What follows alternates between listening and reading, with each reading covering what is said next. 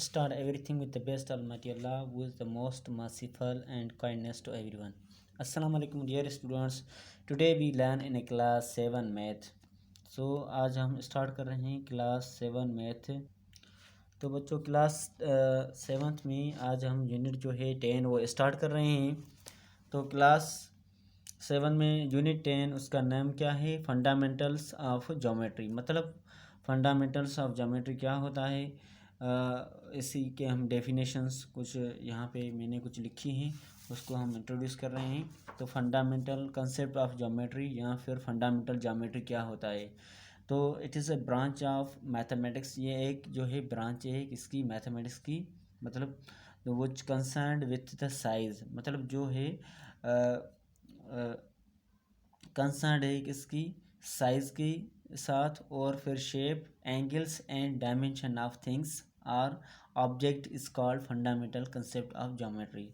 मतलब कोई भी फिगर हो या कोई शेप हो या फिर किस चीज़ की एंगल हो, उसकी डायमेंशन ऑब्जेक्ट की या किसी चीज़ की फाइंड करनी हो, तो हमें उसी चीज़ को फाइंड करने में, मतलब ये साइज़, शेप और एंगल या फिर किसी चीज़ का डायमेंशन फाइंड करना हो, तो उसे हम फंडामेंटल कंसेप्ट ऑफ ज्योमेट्री कहते हैं।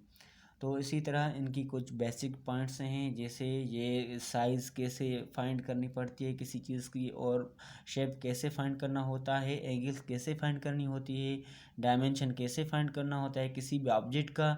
तो हमें पहले पहले तो ज्योमेट्री में कौन सी चीज़ें होती हैं जिसकी साइज़ हम फाइंड करते हैं, कौन सी चीज़ें होती है जिसकी शेप्स होते तो हैं लेकिन उसकी साइज़ कैसे फाइंड होती है, उसके एंगल्स कैसे फाइंड होती है, और उसका डायमेंशन भी हम किस तरह से हम फाइंड करते हैं।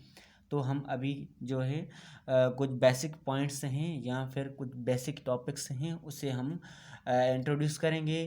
फिर जो है उस टॉपिक्स को हम डिफ़ाइन करेंगे ज्योमेट्री के लिहाज से, तो उसका कंसेप्ट क्या है। तो बच्चों हम पहले जो है आज डिफ़ाइन कर रहे हैं किस चीज़ को? पॉइंट को। तो पॉइंट क्या है? क्योंकि ये बेसिक जो है टॉपिक है ज्योमेट्री का फंडामेंटल कंसेप्ट के हवाले से। तो पॉइंट क्या है?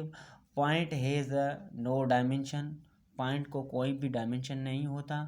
Point it is a denoted by small letter.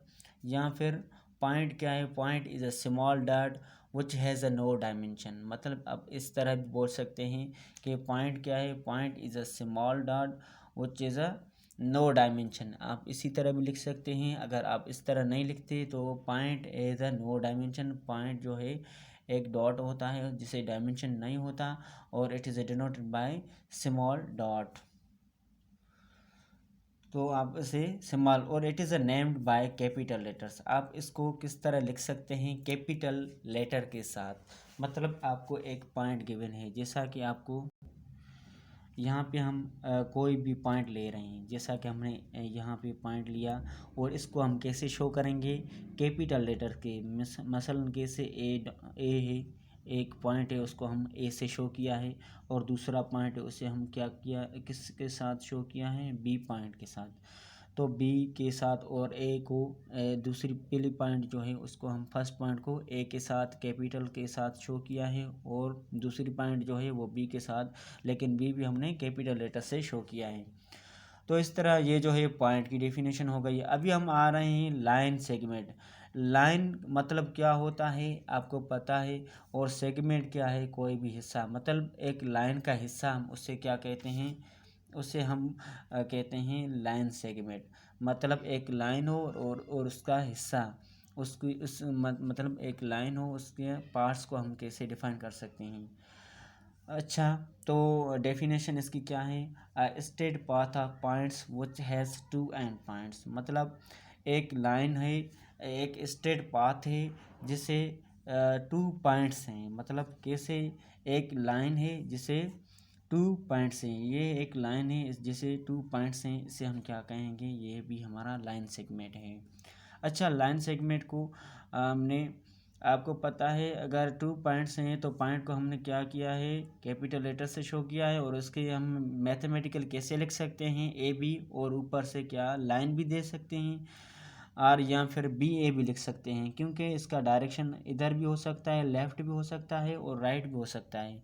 तो हम इसे कहते हैं लाइन सेगमेंट। और दूसरा क्या है, रे। मतलब रे क्या है, रे straight path of points which has one and point. मतलब रे एक जो है स्ट्रेट पाथ है, एक पाथ है जिसे सीधा एक पाथ है जिसे हम जिसमें एक एंड पॉइंट है। मतलब जिसमें ओनली एक पॉइंट है, यहाँ पे स्टार्ट तो हो रहा है, यहाँ पे एक एंड पॉइंट है और आफ्टर भी ये जो है कंटिन्यू है, इसे हम क्या कहते हैं, रे।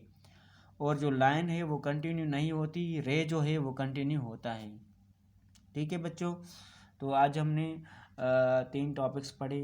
पहले तो उसकी डेफिनेशन भी कवर की, और फिर पॉइंट क्या होता है, लाइन सेगमेंट क्या होता है, और फिर रे क्या होता है। आगे हम जो डिफाइन कर रहे हैं वो एंगल के टाइप्स, पहले एंगल क्या होगी और फिर एंगल के टाइप्स को हम डिफाइन करेंगे।